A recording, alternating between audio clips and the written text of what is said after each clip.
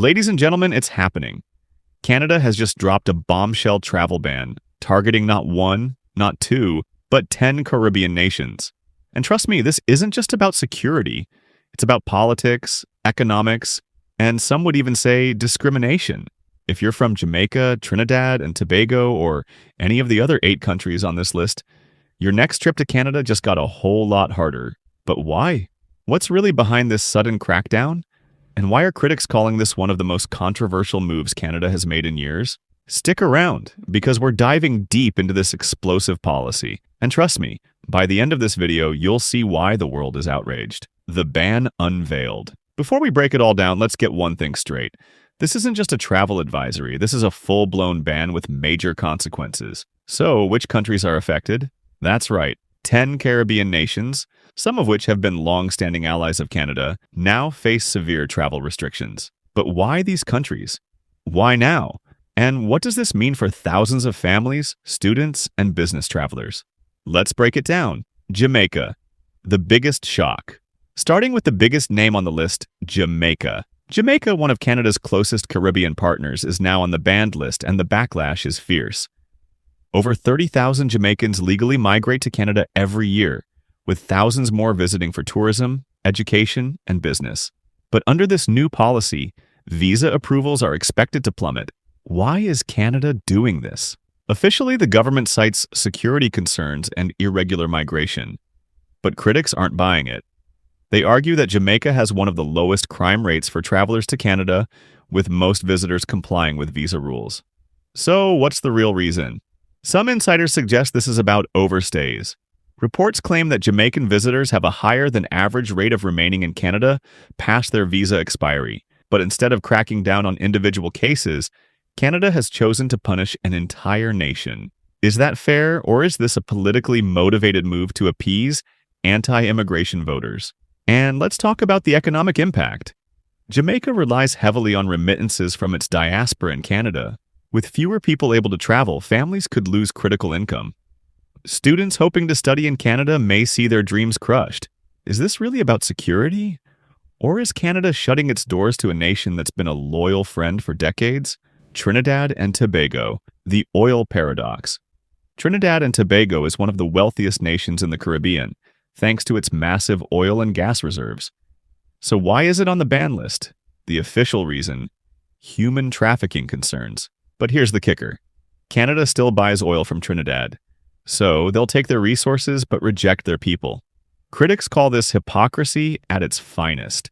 If Trinidad is such a security risk, why hasn't Canada sanctioned its oil imports? Could it be that this ban has less to do with safety and more to do with controlling migration from a country whose citizens often settle permanently in Canada? And let's not forget the cultural ties. Toronto has one of the largest Trinidadian diasporas in the world. Families are now torn apart, with parents unable to visit children and grandparents barred from seeing grandchildren. Is this the kind of policy Canada wants to be known for? St. Lucia, tourist hypocrisy street. Lucia is a major tourist hotspot, with Canadians making up a huge chunk of its visitors. But now the favor isn't being returned. The new ban slashes visa approvals, despite St. Lucia having one of the lowest overstay rates in the region. So why the crackdown? Some speculate it's about asylum seekers. A small number of St. Lucians have claimed refugee status in Canada, and instead of handling those cases individually, Canada has chosen to blacklist the entire country. But here's the irony. Canada encourages its citizens to vacation in St. Lucia, pumping millions into its economy. Yet when St. Lucians want to visit Canada, they're treated as potential threats. Double standard? Absolutely. St. Vincent and the Grenadines, kicking them while they're down. St. Vincent and the Grenadines, a small island nation still rebuilding from a devastating volcanic eruption, now faces another blow: Canada's travel ban. The official reason: limited capacity to verify travel documents. But critics argue this is a flimsy excuse to exclude a country that has never been a security threat to Canada. Here's the hard truth. St. Vincent sends very few migrants to Canada compared to other nations. So why the ban? Some believe it's about deterrence. By adding multiple Caribbean countries to the list, Canada sends a message: we don't want economic migrants. But is it fair to lump a disaster-stricken nation in with this policy? Worse yet, This ban could harm Vincentians seeking medical treatment in Canada. Many depend on specialized healthcare not available on the island. Now, their lifeline has been cut. Is this how a wealthy nation treats a vulnerable ally? Grenada, spice trade, meets border walls. Grenada, known as the Spice Isle, is famous for its nutmeg exports, many of which end up in Canadian supermarkets. But while Canada happily imports Grenadian goods, it's now slamming the door on Grenadian people. The reason given? Concerns over fraudulent documents. But here's the problem. Grenada has one of the most efficient passport systems in the Caribbean. Fraud rates are lower than some countries not on the ban list. So, what's really going on? Insiders suggest this is about investment migration. Grenada offers citizenship by investment, and some Canadians fear wealthy Grenadians could use this to buy entry. But instead of regulating the program, Canada has chosen to ban ordinary Grenadians from visiting. Once again, the wealthy get a pass while working-class families pay the price.